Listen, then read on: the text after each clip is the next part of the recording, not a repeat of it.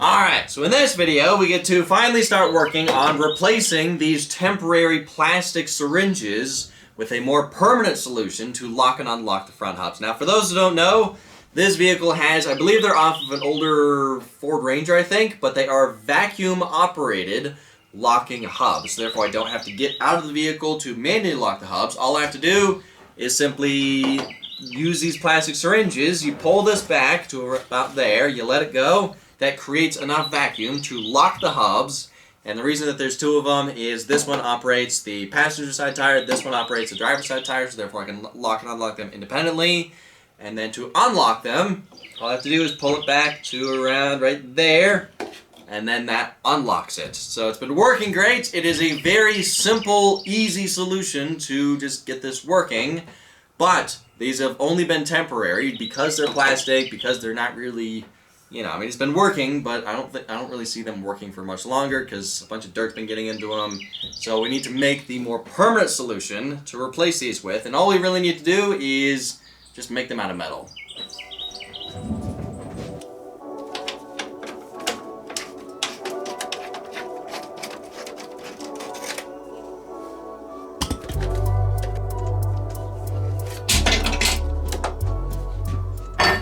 Now, I want to make it out of aluminum because it's just the better choice of material. It's lighter, it's better, it's easier to work with, but I only have this one piece. I unfortunately don't have any aluminum tubing that is the proper size. I only have this. This is aluminum round stock, which it's gonna be a little interesting, trying to bore out the size and depth that I need, but I think I can make it work.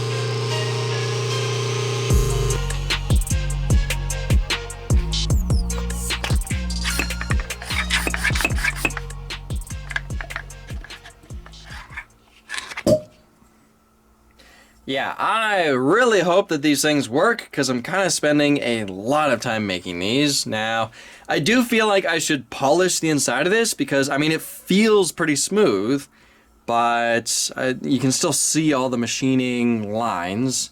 If this camera will focus, you can still see all that, so I probably should polish the inside of this.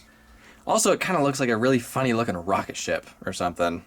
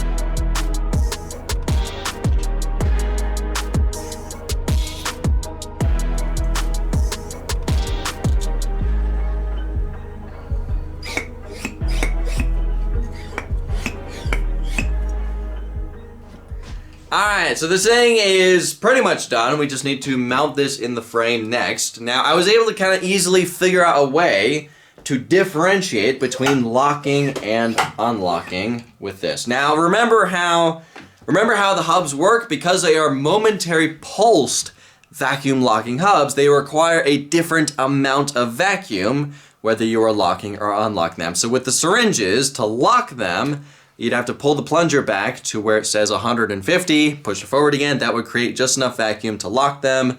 Then to unlock them, you pull the plunger back to 100, push it forward again. That would create just enough vacuum to unlock them. Now, that was kind of annoying because whenever I had to lock or unlock the hubs, I'd have to stop and look down at the syringes and figure out how much to pull the plunger back.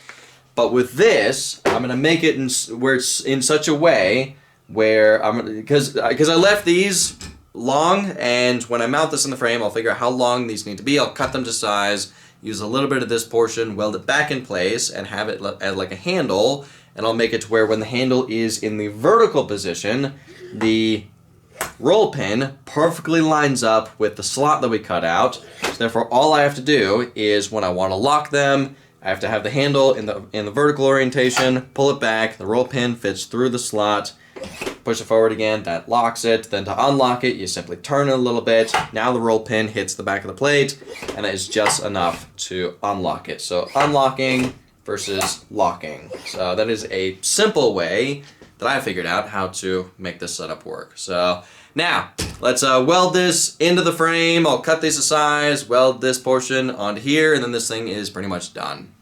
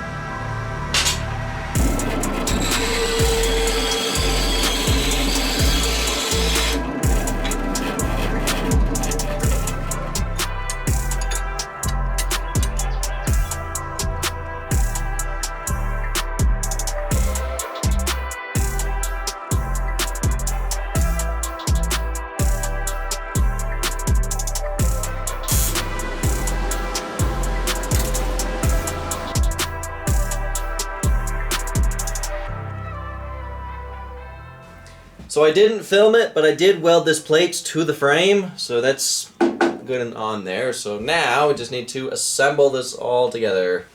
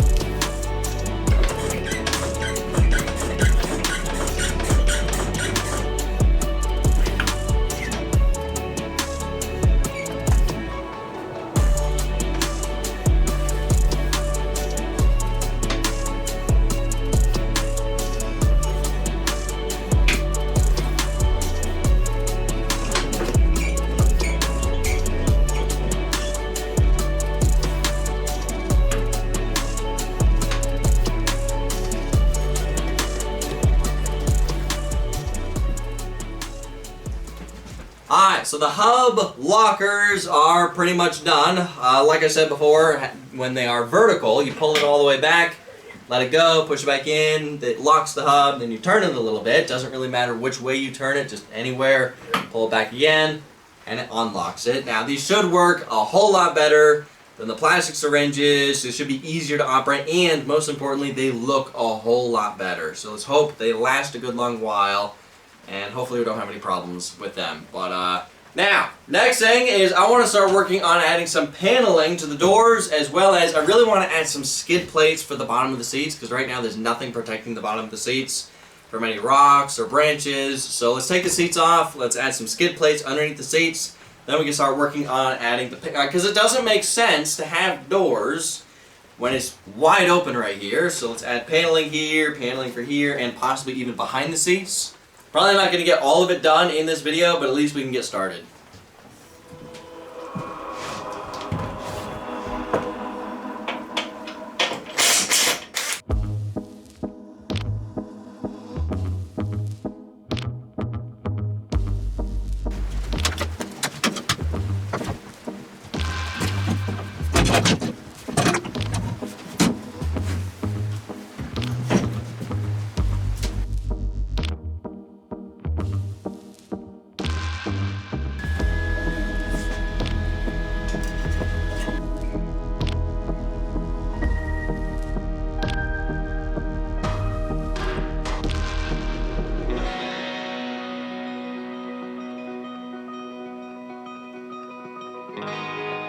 Yeah, ain't super pretty, but I'm just trying to fill in these holes.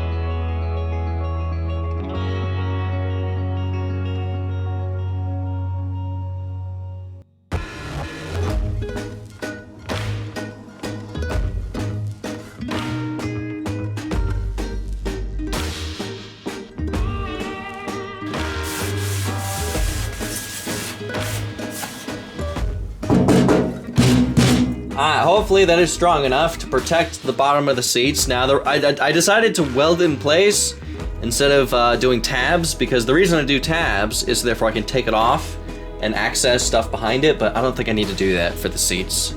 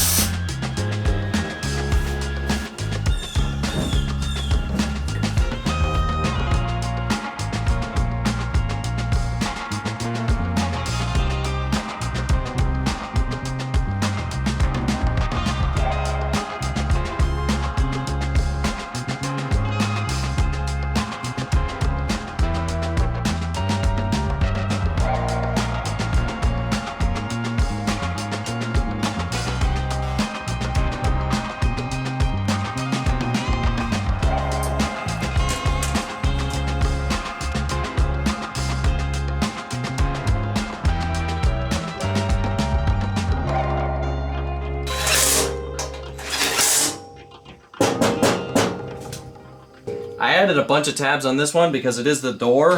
I don't want it to rattle as much when we're closing it. So far it's not terrible. But yeah, hour and a half later, and we got one panel installed. So all I need to do is, I think, what, 15 more? Yeah, it's gonna take a little while. I don't think we're gonna be able to finish it in this video. So, I went on Amazon and bought a new rivet gun tool. This is my old one, but this just kept cramping my hands up because you have to squeeze this thing as hard as possible. So I went on Amazon and bought this one. This one's a lot better because you can get a lot better, you know, leverage on it.